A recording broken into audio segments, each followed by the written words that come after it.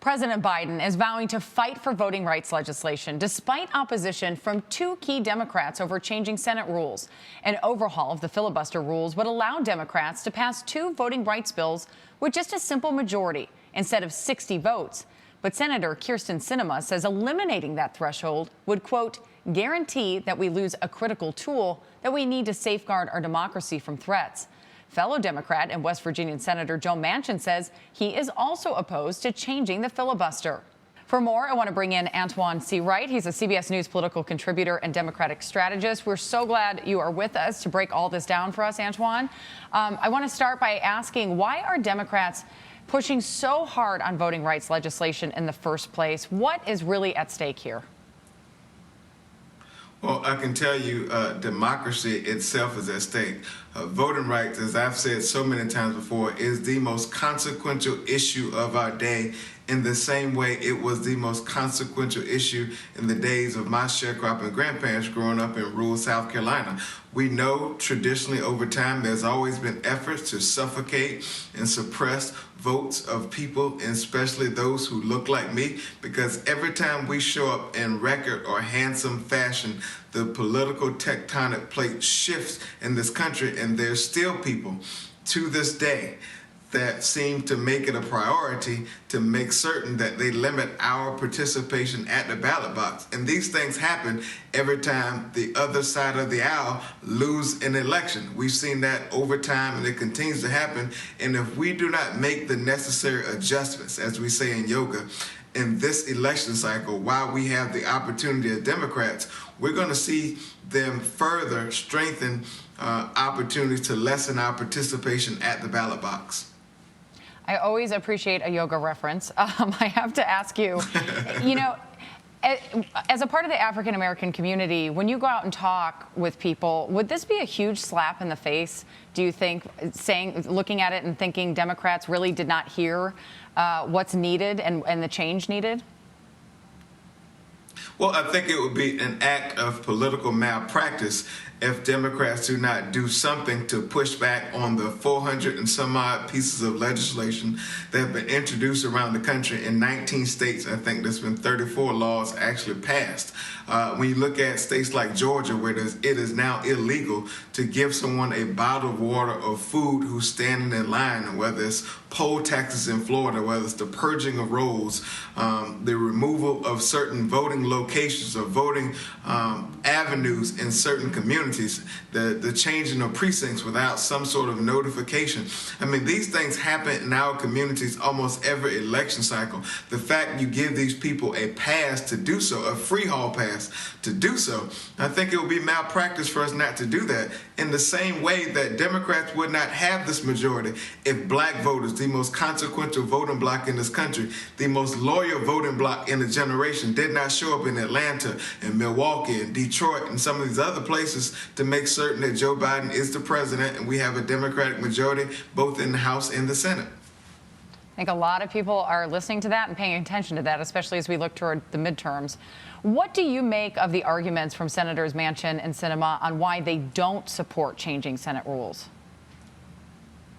Well, if we take a jog or even a stroll back through history, we'll know that the filibuster traditionally has been used as a weapon of mass political destruction and a weapon of mass political distraction.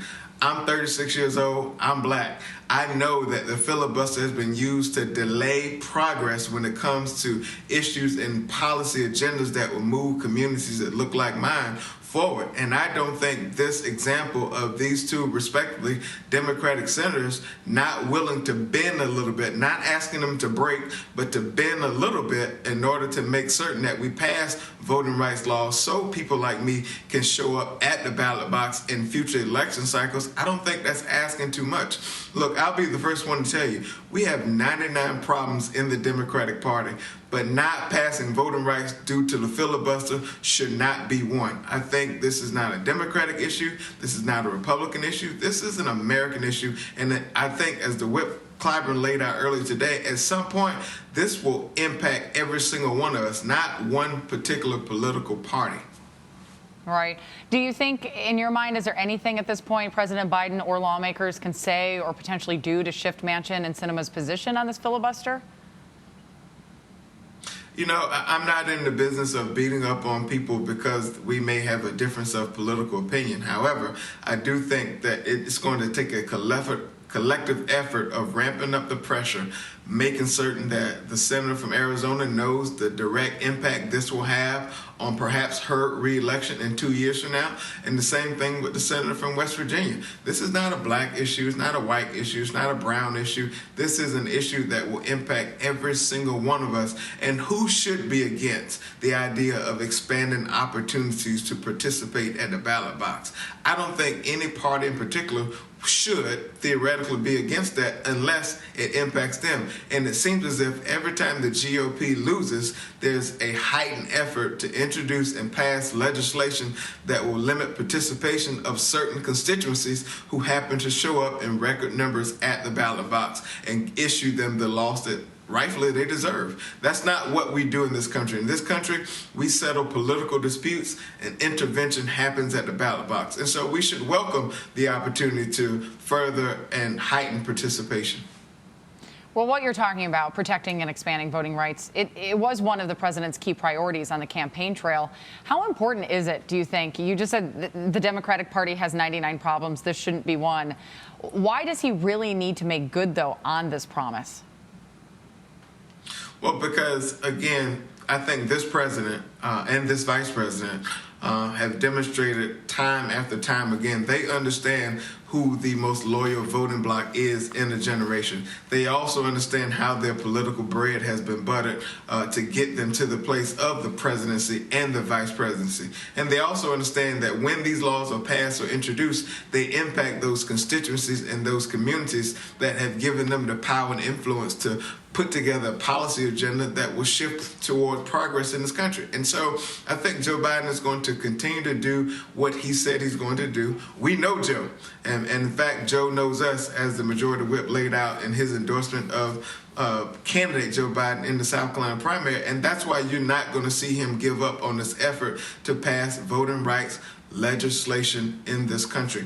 As someone who understands my history and my family history and the history of people who look like me, there's always been great opposition to policies and legislative agenda items that would further our community and make certain that we are better than the previous generation. We saw that with the Civil Rights Act. We saw that with the Voting Rights Act. We've seen that over time and time again when it comes to progress in our community.